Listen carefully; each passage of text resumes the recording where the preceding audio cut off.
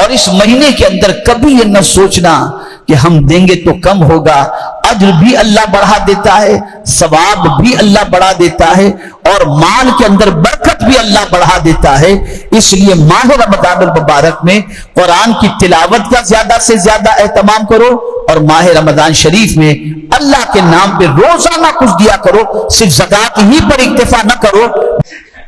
اب حدیث کے سامنے ہم اپنی عقل دوڑاتے ہیں اور ہم یہ سمجھتے ہیں کہ نہیں یار دیں گے تو کم ہو جائے گا, اور وہاں حضور صلی اللہ علیہ وسلم کا فرمان یہ ہے کہ تم بے حساب دو, مولا تمہیں بے حساب عطا فرمائے گا. یہ ماہ مبارک جو عنقریب سایہ فگن ہونے والا ہے,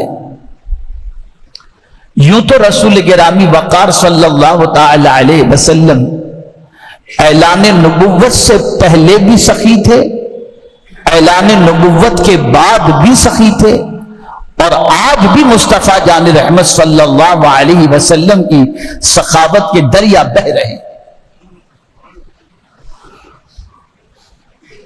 حضور صلی اللہ تعالی علیہ وسلم کی سخاوت کا عالم یہ کہ بظاہر اگر حضور صلی اللہ علیہ وسلم کے پاس کچھ نہ ہوتا اور کوئی مانگنے والا آ جاتا تو آقا کریم صلی اللہ علیہ وسلم قرض لے کر اس سائل کے سوال کو پورا کر دیا کرتے اور اس کی جھولی کو بھر دیا کرتے.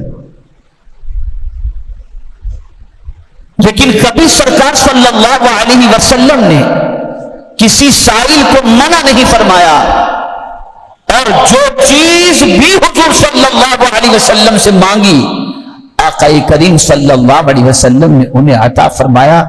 یہاں تک کہ مانگنے والوں نے جنت مانگی تو حضور نے جنت بھی انہیں عطا فرما دی. یہ شان.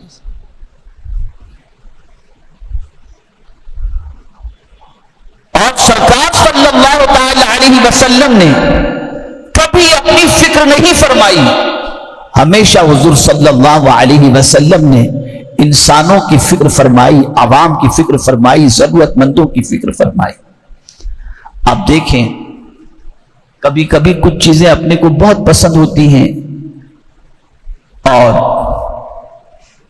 خود ہم لوگ دین کی جو اللہ ٹوٹی پھوٹی خدمت لے رہا ہے تو کوئی بندہ خوش ہو کر کوئی اچھی چیز تحفے میں عطا کر دے تو پسند بھی آ جاتی ہے, اس کو ہم رکھتے بھی, اس کو استعمال بھی کرتے ہیں.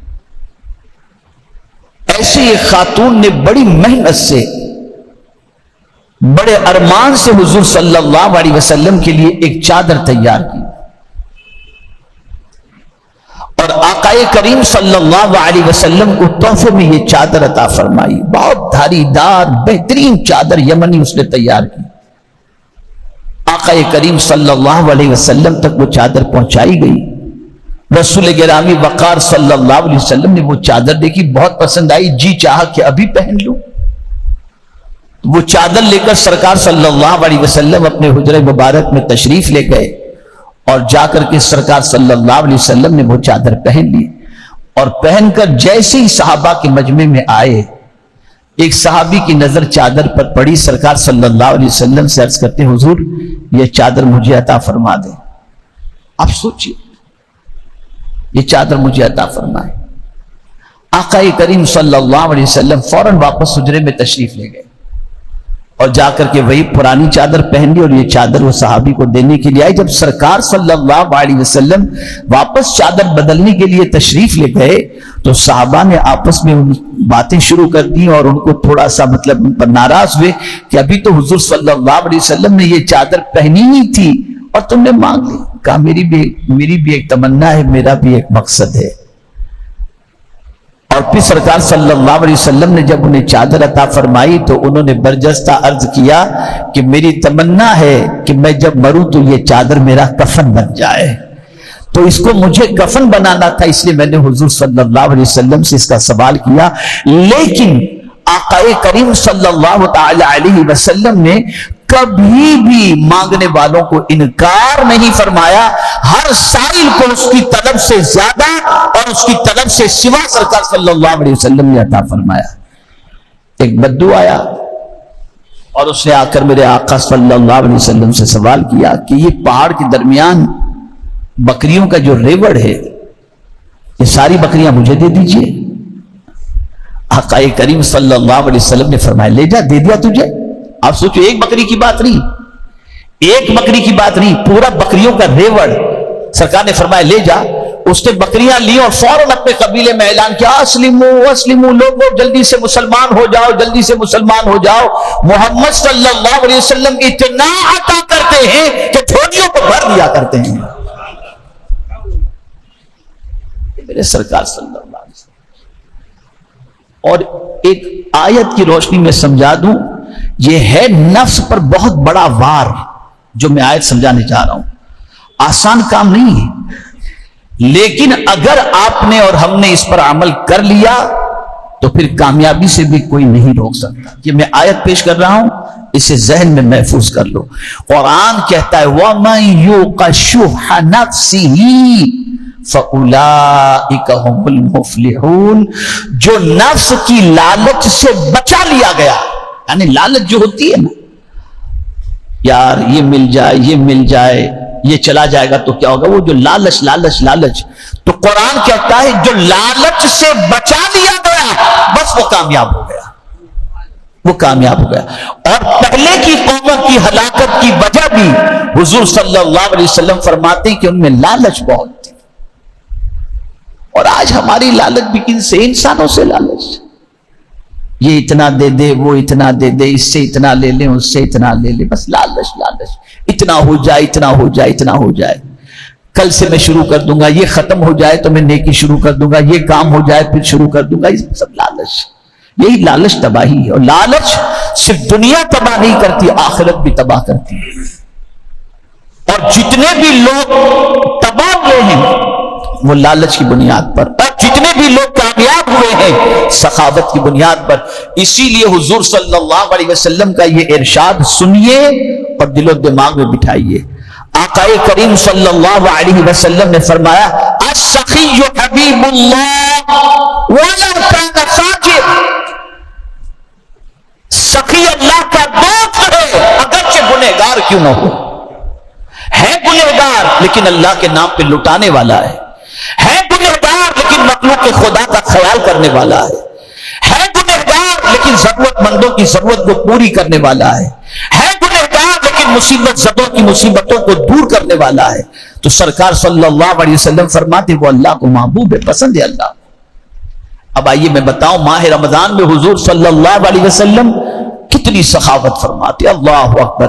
میں نے خاص سرکار کے ان دو کمالات کو، ان دو اوصاف کو اللہ کی طرف سے ماہ رمضان المبارک کے اندر بندوں کے دلوں کے اندر اللہ عز و جل نے یہ سنت پر عمل کرنا داخل فرما دیا ہے۔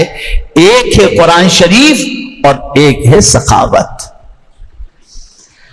جو عام دنوں میں بھی کسی کو پانی نہیں پلاتے تھے وہ بھی رمضان کے اندر لوگوں کو افطار کرانے کے لیے تیار ہو جاتے ہیں، یہ جذبہ پیدا ہوتا ہے۔ اب آئیے سنیں حضور صلی اللہ علیہ وسلم ماہ رمضان میں کیسی سخاوت فرماتے ہیں۔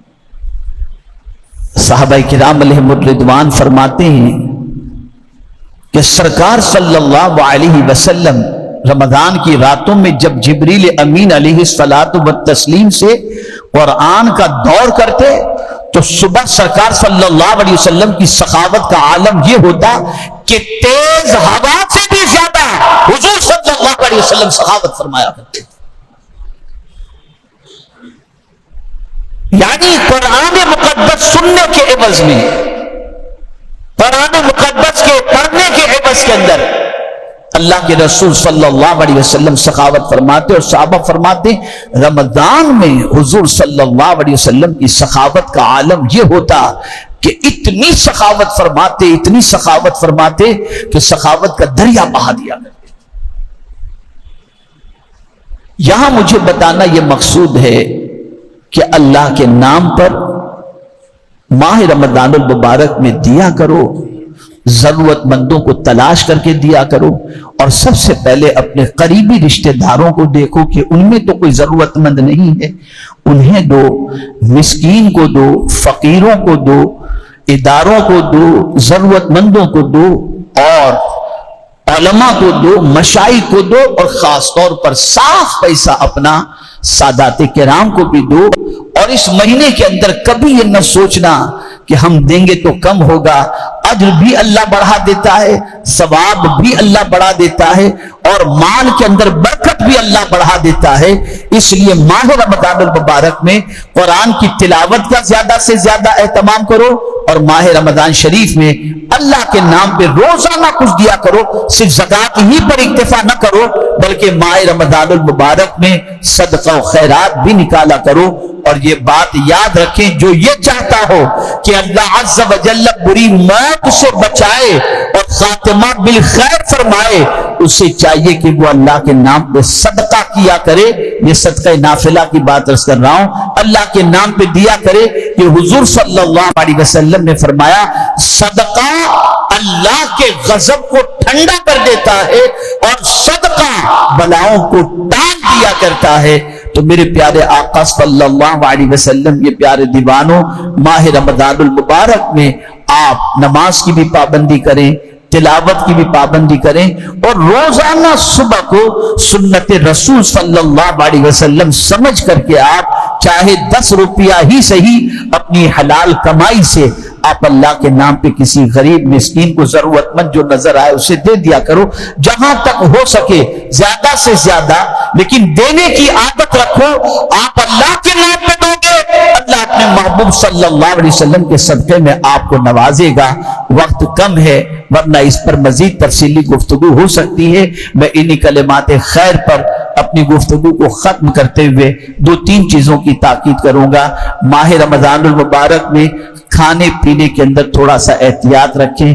اتنا بھی نہ کھا لیں افطار کے اندر کہ بعد میں تراویح کے لیے مشکل ہو جائے, اور پھر رات بھر اتنا نہ کھائیں کہ طبیعت خراب ہو جائے. راتوں کو عبادت کریں. گلی کوچوں میں کھیل کھلونے جو بھی ہوتے ہیں, خدا کے واسطے یہ کر کے اللہ کو ناراض نہ کریں.